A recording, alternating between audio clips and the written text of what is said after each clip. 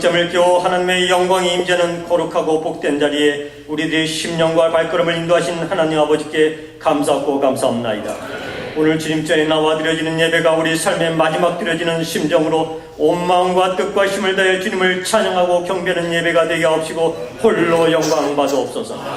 우리가 하루하루 순간순간 살아오면서 주님이 바라시는 참된 삶을 살려고 하나 우리의 영혼력이 너무나도 연약하여 세상에 주는 달콤한 유혹과 만족에 빠져 동화되기도 하며 때로는 알면서 짓는 죄 모르고 짓는 죄가 얼마나 많은지요. 주님이시여 용서하여 주시옵소서. 오늘 이 시간 뿌려지는 예수 그리스도의 피가 우리들의 영혼력을 새롭게 하시고 회복시켜 주옵소서. 이제는 우리들의 신앙생활이 귀로만 듣는 하나님에서 벗어나 눈으로 보고 손잡고 함께 거니는 하나님을 만나는 축복의 길로 인도하여 주옵소서.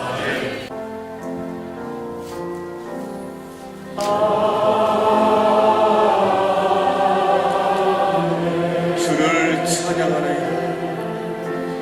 주를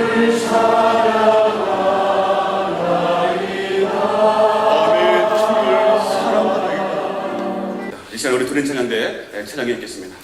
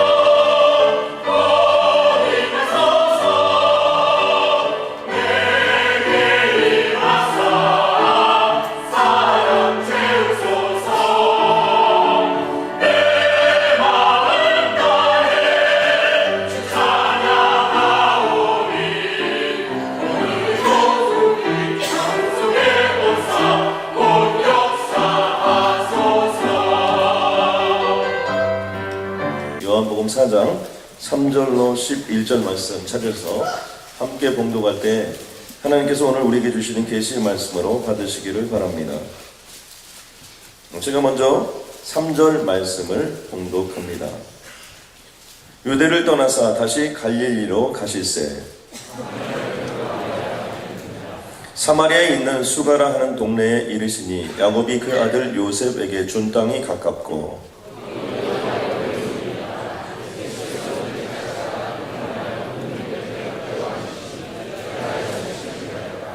사마리아 여자 한 사람이 물을 기르러 왔음에 예수께서 물을 좀 달라 하시니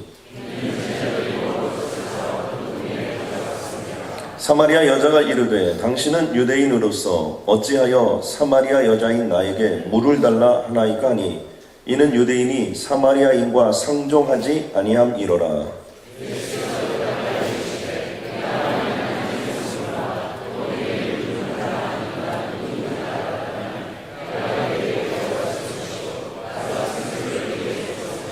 함께 봉독합니다. 여자가 이르되 주여 밀 기를 그릇도 없고 이 우물은 깊은데 어디서 당신이 그 생수를 얻게 싸움나이까. 아멘. 오늘 신앙의 새 방면이라는 제목으로 귀한 말씀을 선포해 주실 목사님은 가시펠 펠로우십 교회를 담당하고 하시는 성형경 목사님이십니다. 또 귀한 목사님께서는 이스라엘에서 한 8년 동안 선교사님으로 귀한 사역을 감당하셨고요. 또 저희가 성령사에게 대부라고 볼 수 있는 대천덕 신부님의 제자이시기도 하십니다. 시대에 특별히 성령사역 쪽에서 귀한 이렇게 사역들을 감당하고 계신데 저는 오늘 이 시간이 정말 압도하는 은혜가 있는 시간이 되시길 주님의 이름을 간절히 소원합니다. 여러분, 은혜 받으면 모든 걸 다 넘어설 수 있어요. 아무튼 졸다가 큰 코 다칠 수 있습니다. 이 시간만큼은 여러분 몸과 마음과 영혼과 심령과 여러분의 직장과 비즈니스의 문을 활짝 열고 성령이 우리에게 말하는 소리를 듣고 그 소리를 통하여 삶과 인생이 변화되시길 주님의 간절히 소원합니다. 우리 목사님 나오실 때 감사합니다, 고맙습니다. 우리 사랑하는 마음으로 우리 동부에서 오셨습니다. 우리 감사와 영광의 박수를 보내드리고 감사하겠습니다.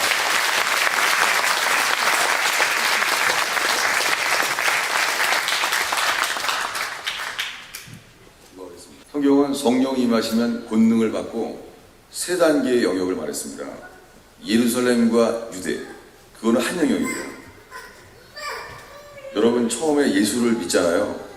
그러면은 예루살렘과 유대를 만나게 돼요. 예루살렘과 유대는요, 같은 정치적인 성향, 그리고 식성이 비슷하고, 좋아하는 음악이랑 드라마가 비슷하고, 옷 사입을 때 패션이 비슷하고, 그러면 금세 친해집니다. 처음에 은혜를 받으면요, 주님이 유대와 예루살렘의 관계를 주세요. 친척집 가는 것보다, 집에 들어가는 것보다요, 구역 예배 가는 게 더 기뻐요. 아니에요? 그런 천국을 이 땅에서 맛봐요. 축제. 아가세보에는 주님이 깃발을 세웠다는 거예요. 잔치집에. 주님에게 여기를 떠나지 말라는 거예요. 너무 좋다는 거예요. 아가서의 시작도 예루살렘과 유대입니다. 서로 너무 통하는 거예요. 은혜 받으면 그렇잖아요. 어쩌면 나도 그 노래 하려고 했는데 통하는 거예요. 은혜 받으면은요, 어쩌면 목사님은 내가 큐티 때 본 말씀인데 설교하시는 거예요. 하나이라고 할 필요가 없는 거예요. 그냥 하나인 거예요. 처음에 은혜 받으면요, 여기가 천국이에요. 주님이 다른 노력하지 않아도 그냥 이미 하나인 거예요. 예수 안에서. 그런 유대와 예루살렘에 기쁨을 주십니다. 기쁨밖에 없는 거예요. 예수 믿는 게. 봉사를 할수록 기쁜 거예요. 그런데요, 신앙이 자라면서 어느 순간 있잖아요. 새로운 교인이 등록을 했는데요. 그 사람 때문에 교회를 못 가겠는 거예요. 구역 모임을 해도 나는 일찍 와서 지금 몸이 안 좋은데 일찍 와서 앉아있는데 늦게 온 주제에 덥다고 문을 열어버리는 거예요. 그날 구역 예배가 안 되는 것이죠. 꼭 그 집애가 우리 집애를 때려주는 거예요. 나는 우리 애를 혼내는데 그 사람은 그냥 풀어놓는 거예요. 오가닉을 키우는 거예요. 무슨 짓을 놔두는 거예요. 은혜라고. 갑자기 은혜라는 단어가 흔들리기 시작하는 거예요. 나는 우리 애를 잘 통제를 하는데 그 집은 마음대로 내두면서 하는 거예요. 은혜라고. 갑자기 그 사람이 쓰는 은혜랑 내가 쓰는 은혜랑 단어가 다른 거예요. 남북한처럼. 단어는 같은데 안 맞는 거예요. 은혜라는 단어가. 나는 분명히 애들을 예의를 가리키는 게 마땅히 해야 할 바를 가리키는 게 은혜인데 그 집은 풀어놓는 게 은혜라는 거예요. 지옥입니다. 성가대에 그동안 은혜를 받았는데요. 갑자기 새로운 사람이 등록함으로 성가대 은혜가 깨지기 시작하는 거예요. 여러분, 사마리아가 있어요. 남들이 보기에는 동역을 해야 될 관계인데 가까이 하기엔 너무나 힘든 거예요. 이게 사마리아입니다. 그래서 많은 사람이 사마리아를 통행하지 않습니다. 그리고 목사님께 조용히 말합니다. 목사님, 저를 위해서라기보다는 교회를 위해서 그 사람과 구역을 바꿔주시기 바랍니다. 거의 목회는요, 이 기술을 잘해야 목회가 되더라고요. 이 부닥치는 사람을 서로 안 만나게 하는 계시가 있어야지만 목회가 되더라고요. 저는 이거를 못해서요, 목회가 잘하질 않아요. 거의 이거 뒤치다거리가 목회예요. 얼마나 더 싸움을 하시는지 그냥 이게 기획이 안 되더라고요. 이게. 주님도 힘들어 하시더라고요. 너네가 안에 살아. 나도 괴롭다, 야. 성경에 안 나오는 목회가 있더라고요. 복음서에는 12제자가 같이 살았는데요, 안 부닥쳐요. 근데 이 현대 목회는요, 이거 잘하는 게 목회더라니까요. 저는 이게 안 되더라고요. 도대체 왜 싸움을 하는지 모르겠더라고요. 알고 보면 작은 거예요. 자존심 때문에 말을 안 할지 거의 작은 거예요. 자기도 말 안 해요. 치사하니까. 그리고 딴 이유를 대요. 그러니 알 길이 있나? 딴 이유를 대니까 거의 치사한 거예요. 자존심 상하는 거. 근데 그 자존심 상하는 거에 인격을 다 걸더라고요. 이게 사마리아. 많은 사람들이 사마리아를 우회합니다. 그래서 땅끝을 왔다 갔다 그래요. 예루살렘과 땅끝을. 땅끝은 뭡니까? 땅끝은 전혀 나의 삶과 관계없는 곳이에요. 단기 선교. 그리고 사회 구제, 거기 가면 감격이 있죠. 그러나 거기도 가까워지면 사마리아 됩니다. 다만 단기 성견이 은혜가 되지 장기로 살아봐요. 마찬가지입니다. 그런데 너무나 많은 사람이요, 옛날엔 좋았는데, 내가 처음에 예수 믿을 때는 천국이었는데, 내가 처음 믿을 때는 정말 서로 하나였는데, 추억의 예루살렘을 찾아요. 그래서 구역을 바꿔보고, 봉사하는 부서를 바꿔보고, 그리고 교회를 옮깁니다. 그러나 몇 날이 못 되어 사마리아가 시작됩니다. 당분간 교회를 옮겼을 때 좋습니다. 그러나 몇 날이 못 되어 지난번 사마리아보다 더 센 놈이 등록합니다. 주님은 신이시라 했습니다. 반드시 보내주십니다. 지난번 교회에서 만난 놈보다 더 센 놈이 등록합니다. 당할 수가 없는 거예요. 사마리아가 있죠. 너무 슬픈 것은요, 주님의 비전이 크면 클수록 관계가 파괴된다는 거예요. 어떻게 하나님 주신 목회 비전이 크면 클수록 주변과는 관계가 파괴됩니까? 일은 성취되지만 관계가 파괴될 때 거기 하나님의 아름다움은 사라집니다. 이것이 저의 인생의 가장 큰 위기였습니다. 주님이 내게 주신 비전이 크면 클수록 열심히 하면 할수록 부닥칩니다. 열심히 안 할 수도 없고 충성을 다해야 하는데 열심을 낼수록 관계가 파괴됩니다. 저는 주님의 십자가 앞에서 몸부림을 쳤습니다. 이해할 수가 없는, 내가 왜 이지영이 되는지 관계는 파괴되고 부교역자끼리는 팽팽한 긴장관계예요. 남들이 보기에는 연합사역인데 속으로는 경쟁사역인 거예요. 다른 교회와도 마찬가지고 심지어는 부부 사이에도 마찬가지고, 자녀와의 관계도 자녀에게 열심을 내밀낼수록 자녀와의 관계는 멀어졌습니다. 저는 갈 데 없었습니다. 예수님께 너무나 부끄러웠습니다. 십자가 아래서는 헬라인과 유대인도 하나 되는데 막힌 담이 무너진다는데, 저는 은혜를 받을수록 막힌 담은 높아져만 갔습니다. 주님 앞에도 고개를 들 수가 없었습니다. 교회에도 세상에도 부끄러웠습니다.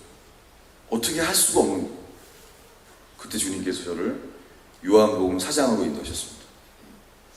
내가 사마리아를 통행하여야 하겠느냐. 난 성령의 능력을 받으면 해결될 줄 알고 사도행전 1장 8절을 붙들었습니다. 성령이 임하면 능력을 받고 이 문제가 해결될 줄 알았습니다. 성령의 능력이 답인 줄 알았습니다. 여러분, 어떤 분들은요, 친정어머니랑 사마리아예요. 그래, 그렇게 엄마를 반대하고 결혼하더니 그렇게 사냐? 추석 때 못 가는 거예요. 남편이랑 비참한 관계에 있으면서 친정어머니한테 못 가겠는 거예요. 친정어머니가 사마리아. 우리는 사마리아를 통행하려고 할 때 우리들은요, 성공하고 잘 되고 은혜 많이 받아서 성령 충만할 때 사마리아를 통행하려고 합니다. 나의 성공, 남들이 부인할 수 없는 열매, 내가 주도권을 잡고 내가 영향력이 있는 위치에서 사마리아를 통행하려고 합니다.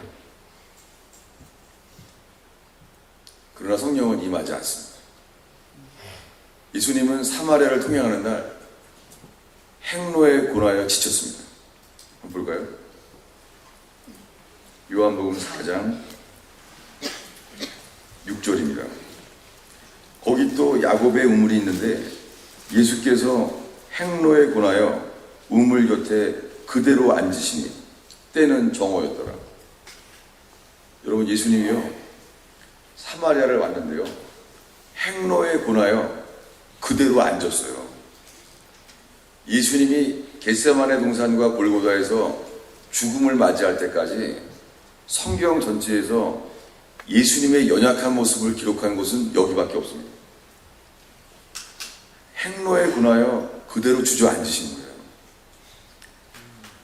예수님은 사역을 시작할 때 40일을 물도 마시지 않고 금식을 했습니다. 그러나 그는 마귀를 이겼습니다. 그런데 이 껄끄러운 사마리아에서 있잖아요. 예수님은 행로에 군하여 그대로 주저앉았습니다. 여러분, 우리도 아무리 은혜를 많이 받아도 관계가 파괴된 곳에서 우린 지칩니다. 일을 하고자 하는, 충성되고자 하는 의지마저 상실됩니다.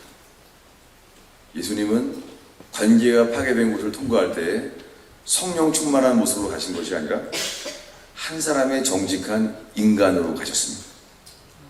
여러분, 관계가 파괴된 곳에서 영적인 은사를 의지하지 마십시오. 관계가 파괴된 곳에서 정직한 인간의 모습으로 나아가셔야 합니다. 영적인 체험을 강조하거나 암시하지 마십시오. 정직한 내 연약한 모습으로 나아가는 것입니다. 놀랍게 이 우물가 여인에게 보자마자 물을 달라는 거예요. 이 껄끄러운 관계에게. 그때 이 여자는 말합니다. 유대인과 사마리아 사람은 상종치 아니하며. 사도 요한이 해석을 했습니다. 사마리아는 예수님 당시에도 상종치 않는 거예요. 서로 대적 관계였습니다. 그 놀라운 것은 제자들한테요, 떡을 사러 보냈다는 거예요. 내가 베드로면 그랬을 것 같아요. 예수님 사마리아 온 것도 말이 안 되는 겁니다. 처음에 그랬잖아요. 사마리아로 가지 말고 차라리 이스라엘의 잃어버린 양에게로 가라. 왜 목회 방침을 아무 이유 없이 바꾸는 거예요? 그리고 따라왔는데 참고 오자마자 떡 사러 갔다 오라는 거예요. 아니, 이분이 사역을 할 사람이랑 먼저 먹고 시작하자는 거예요. 이게 이해가 돼요? 떡 사러 보낸 거예요, 예수님이. 예수님은 사마리아에서요, 배고프시고 목말랐어요. 아니, 이럴 때 지금 오병이어의 떡을 만들어도 사역이 될까 말까 한 판인데, 사마리아 사람들이 체육관을 빌려도 안 올 판인데 떡 사오라는 거예요. 나 같으면 두 번째 참는다 그랬을 것 같아요. 여기를 오더니 왜 떡을 사라는 거예요, 떡을. 그리고 떡 사러 갔다 왔더니요, 어떤 여자랑 말을 하고 자빠진 거예요. 아니, 이분이 사역하려는 거예요. 아니, 모르는 여자랑 왜 둘이 대화를 하고 있는 거예요, 목회에 위험하게. 보니까는 물을 달라는 거예요. 아니, 이분이 지금 반석을 쳐서 물을 내도 사역이 될까 말까 한 판인데 거기서 물 달라고 자빠진 거예요. 이해가 안 되는 예수님인 거예요. 여러분, 관계가 파괴된 곳에서는요, 내가 지금까지 이해하지 못한 주님의 은혜를 받을 수 있습니다. 떡 사러 왔더니 물 달라고 하는 거예요. 물 달라고. 아니, 평상시에 금식을 잘 하시더만. 관계가 파괴된 사마리아는 영적인 능력으로 통과하는 곳이 아닙니다. 우리들은 사역이 지치고 찬양이 지쳐버리는 사마리아를 바이패스 합니다. 그리고 신앙이 칼라가 똑같은 예루살렘을 찾습니다. 그리고 나의 신앙 칼라를 소개할 수 있는 전혀 모르는 곳, 땅끝을 오갑니다. 너무나 많은 그리스도인들이 예루살렘과 땅끝을 오갑니다. 땅끝에 나아가서는요, 욕을 먹잖아요. 그럼 사도와 같은 기쁨이 있어요. 땅끝에 나아가면은요, 사람들이 비난을 하잖아요. 그럼 사도처럼 고난받는 것처럼 기뻐요. 구역 예배에서는요, 지나가는 말 한마디에 그 교회 떠나고 싶으니까요. 땅끝에 나아가서는요, 주일학교 반사를 하면서요, 그 난리를 치는 애들한테 있잖아요, 사랑으로 우유를 준다니까요. 집에 가서 지네 집에 가 울잖아요. 우유병 던져버린다니까요. 어떻게 주일학교 교사할 때는 그 천사 노릇을 하는 사람이 집에 가서 자기네 집 애한테는 요만한 것도 참을 수가 없는 거예요. 이 비참함. 내가 어떻게 하다 이런 짓이가 됐나. 내가 이중인격자도 아닌데 은혜 받는 교회에서는 모든 걸 참아내면서 왜 집에서는 그게 안 되나? 이게 사마리아.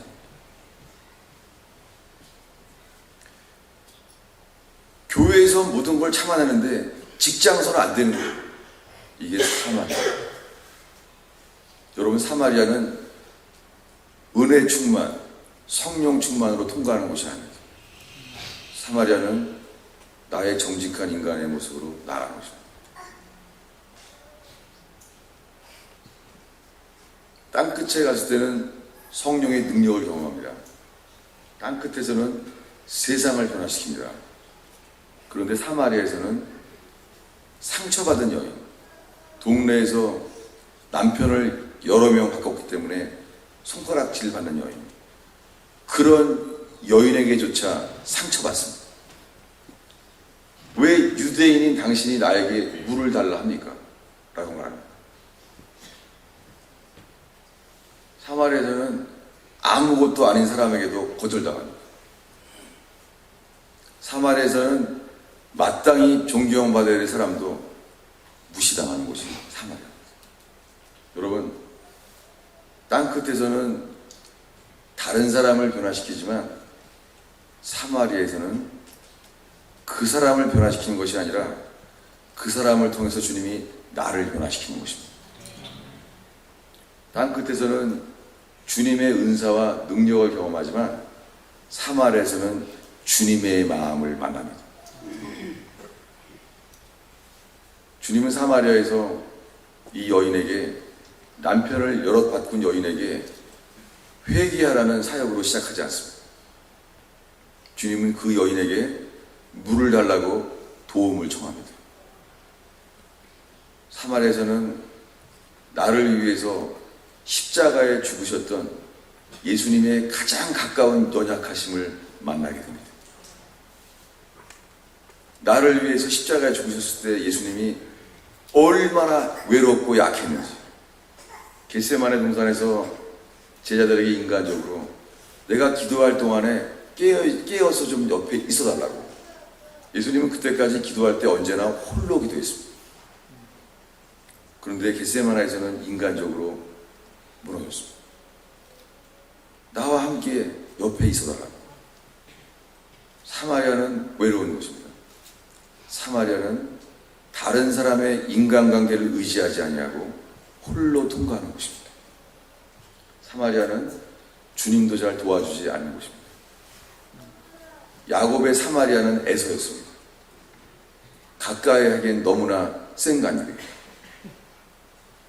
에서는 언제나 너무 셌습니다. 야곱은 언제나 상처뿐이었습니다. 이길 수가 없었습니다. 평생을 피해봤지만 주님의 말씀은 다시 돌아가라. 네가 약속을 얻은 땅이 네 형 에서가 있는 곳이다. 너는 돌아가라. 야곱은 또다시 외갓집 라반의 집에서 돌아가야 했었습니다. 그는 약복강에서 식구들을 먼저 다 보내고 약복강에 홀로 섭니다. 약복강은 야곱의 사마리아였습니다. 그는 눈물로 기도합니다. 내 형이 죽일지 모릅니다. 난 내 형을 힘으로 이겨본 적이 없습니다. 주님 도와주십시오. 그는 그가 쓸 수 있는 지혜로 선물을 2번 나눠서 이미 보냈습니다.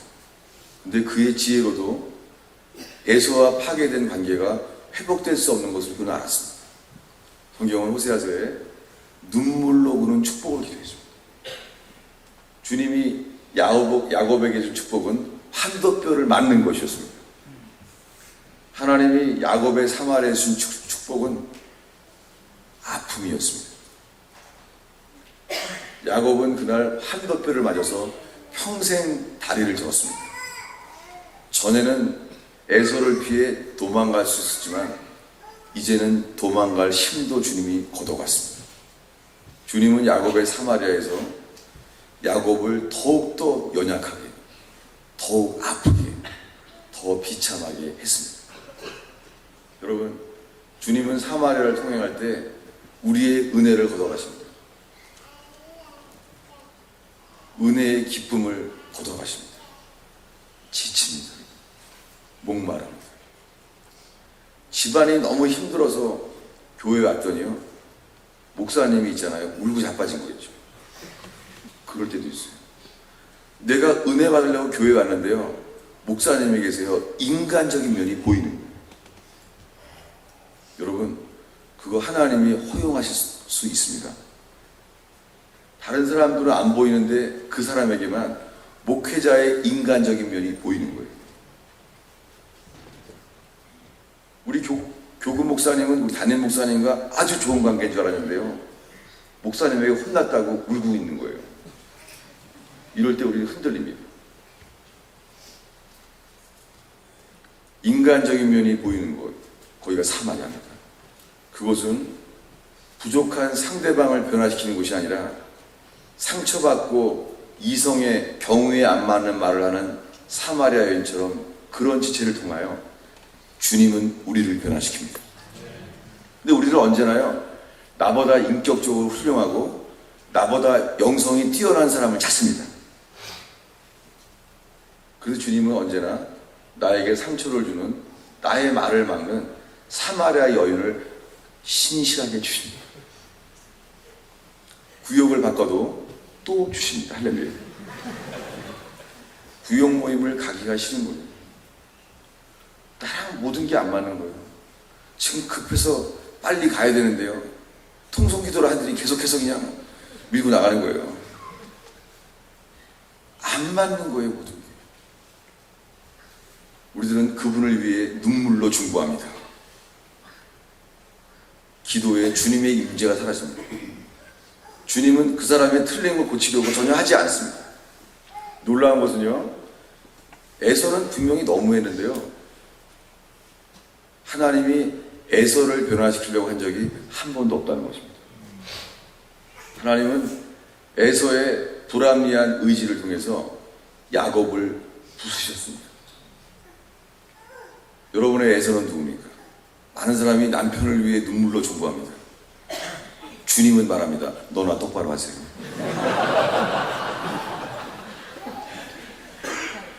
남편이 카지노에 빠지거나 술에 빠지거나 여자에 빠지거나 평생 남편이 완벽하게 틀린 사람 있잖아요. 그 남편을 중보하는 사람들은요, 거의가 자기 틀린 걸 볼 여유가 없는 사람들이에요. 제가 정말 많이 봤습니다. 여러분, 성경적인 것은요, 상대방을 변화시키기 전에 그 틀린 게 많은 그 사람을 통해서 주님께 나아간 그 사람을 먼저 변화시킨다는 것입니다. 이게 성경에 변함이 없는 영적 원리입니다. 주님은 에서를 변화시키려고 한 적이 없습니다. 주님은 에서를 통해서 야곱을 부수셨습니다. 놀랍게요, 약복강에서 에서가 맞은 것이 아니라 야곱이 맞은 다음에요, 에서와 화해합니다. 그 다음 장에 밝혀지지 않는 놀라운 기적이 있어요. 그 다음 장에 에서가 떠나더랍니다. 주님은 에서가 떠나기를 그렇게 기도하는 야곱에게 에서는 더욱 강하고 더욱 쫓아옵니다. 그런데 야곱이 환도뼈가 부서진 다음에 주님은 그 다음에서야 에서를 변화시킵니다. 그 에서는 땅끝으로 옮겨갑니다. 다시는 만나지 않게 하십니다. 여러분, 우리가 혹시 틀린 게 많고 비이성적이고 전혀 논리에 맞지 않는 충동적인 사람, 상처 입은 사람, 여러분, 상처 입은 사람에게는 이성적인 말이 안 통해요. 여러분, 이성적이지 않은 사람에게 이성적인 말을 해보세요. 돌아버립니다. 이 여자가 말해요. 물을 달라고 했더니, 이 우물은 우리 조상 야곱이 준 우물이라는 거예요. 이럴 때 싸움이 시작됩니다. 물 한 모금 달라고 했다가, 잠깐, 누구 물이라고? 우리 조상 야곱이라니. 우리 조상이 야곱이야. 유대인의 조상이 야곱이야. 아니, 물 한 모금 달라는 것도 참고 하는데 우물의 소유주가 너희 조상이라고? 여러분, 예수님은 상처 입은 사마리아 여인에게요, 이성적인 대화를 하지 않습니다. 그냥 내버려 둡니다. 그리고 주님은 물을 달라고 합니다. 사마리아는 우리의 연약함으로 통과하는 것입니다. 그럴 때 그 마음을 얻게 됩니다. 제가 아는 한 남자분이 아버지가 사마리아였습니다. 아버지는 자수성가에 성공하신 분이에요. 강인한 분. 학력도 없고 재력도 없고 아무것도 없는데 사회적으로 성공하신 분입니다. 아들을 유학도 보냈고 자기는 경험하지 못한 모든 여건을 아버지에게 제공해 줬습니다. 근데 아들의 문제는요, 아들도 결혼을 했는데 아버지가 존경을 들어오는데 거북한 거예요. 그렇게 돈을 대주고 사회적으로 성공시켜준 아버지가 고맙긴 한데요, 아버지가 만나고 싶은 친구는 아닌 거예요. 그 아버지는 군인이셨습니다.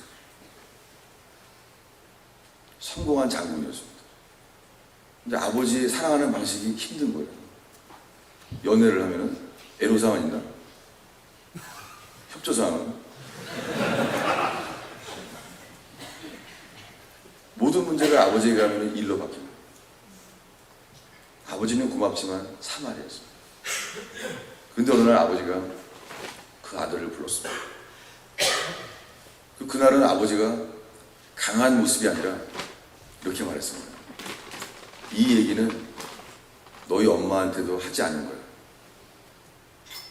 그리고 아버지가 그 성공해서 남에게 존경받는 사회의 성공자고 사회의 지도자인데요, 그 아들에게 이렇게 말합니다. 이 얘기는 내가 창피해서 너희 엄마한테도 지금까지 하지 못했다. 그러면서 아버지의 연약한 점을 말씀하시면서 아버지가 눈물을 흘렸습니다. 그날과 아버지는 자기 아들의 마음을 얻은 것을 몰랐습니다. 그 아들은 그날 처음으로 아버지에게서 사랑을 느꼈다고 했습니다. 그 얘기를 전해준 저의 친구는 그날도 눈물을 흘렸습니다. 아버지가 나를 사랑하는 것을 처음 알았다. 사마리아는 능력과 성공으로 통행하는 곳이 아닙니다. 사마리아는 우리의 연약한 모습으로 통과하는 곳입니다. 이 사마리아에서 예수님은 겟세마네 동산에서 고뇌하기 전에 우리의 죄를 짊어지시고 그 십자가의 고통을 주고 가실 때 그 모습을 우리에게 보이십니다. 사마리아에서는 우리가 변화받는 곳입니다. 많은 사람들이 내가 변화받으려고 하기 전에 상대방을 변화시키려고 합니다. 주님은 상대방이 틀린 게 아무리 많을지라도 그 사람을 변화시켜서 평화를 유지하지 않습니다. 주님은 상처 많고 비이성적인, 비계획적인 그 사람을 통해서 우리를 부수시고 주님보다 더 의지하는 우리의 힘의 근원, 한돛뼈를 위골시킵니다. 한국교회의 사도행전 1장 8절이 유명합니다. 오직 성령이 임하시면 능력을 받고 예루살렘과 유대와 사마리아와 땅끝까지 이르러 증인이 되리라. 근데 주님은 한국교회의 다음에 올 부흥을 저에게 정말 보여주셨습니다. 저는 안 믿는 분위기지만 계속 하겠습니다. 저는 정말 주님이 다가올 한민족의 후반전을 보여주셨습니다. 그것은 너무나 작은 일로 시작되는 부흥입니다. 상상도 못했습니다. 그것은 사람들이 보기에 흠모할 만한 것이 없는 아무것도 아닌 사람을 통해 오는 부흥이었습니다. 그것은 사마리아의 부흥이었습니다. 주님께서 우리 민족에게 사도행전 1장 8절이 아니라 또 한 구절을 소개합니다. 우리 볼까요? 고린도후서 1장 8절입니다.